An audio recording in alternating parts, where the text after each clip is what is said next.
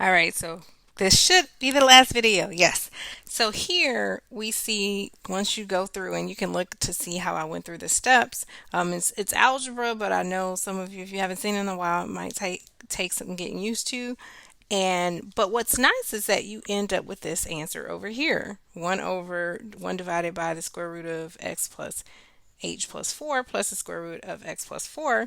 And so now we get to our step 4 where we take the limit as h approaches 0 of f of x plus h minus f of x all over h. And this will become the limit as h approaches 0 of 1 divided by the square root of x plus h plus 4 plus the square root of x plus 4. All right, and so we see that there's an h there, and we're replacing it with 0 because we're taking it h as h goes to 0. And what we'll end up with 1 over 2 times the square root of x plus 4, because now we can bring those together. Once the h goes to 0, we'll have the square root of x plus 4 plus the square root of x plus 4. So we have like terms, and we can bring them together. And so our derivative f of x is equal to 1 over 2 times the square root of x plus 4. Okay, so now I want to look at an application pertaining to what we just did, that last function. All right, so let's look at this last question as sort of a follow-up. So let's assume in an application. Assume a company's total sales in millions of dollars t months from now are given by the function s of t equals the square root of t plus 4. Find and interpret s of 12 and s prime of 12. Now notice it's the same exact function. Instead of using x, we're using t. Instead of using f, we're calling it s, right? So we already did the work. We found the derivative.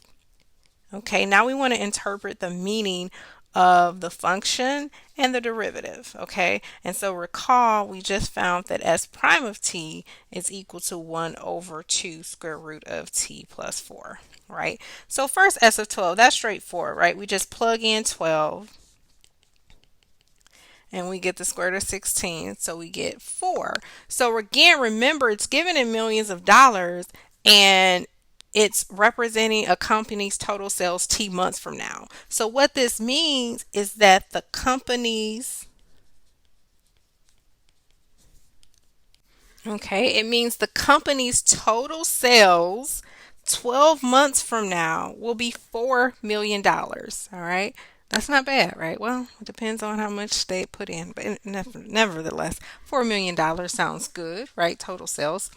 Now, S of 12, remember the derivative. It's always referring to a rate. It's a rate. And in fact, what it means, so let's figure out what's S prime of 12. Let's plug this in. Okay, so we get 1/8 when we plug that into our derivative function. It's the rate. And in fact, what's going on is 1/8 of a million because it's in millions of dollars. So this represents the rate at which in 12 months from now, how much sales will be increasing by. It's going to be increasing by 1/8 a million per month, or 125,000 per month. So let's write that down. Okay, so this represents the rate 12 months from now by which sales will be increasing, i.e., 1/8 of a million per month, or in other words, 125,000 per month. We are done. See you in class.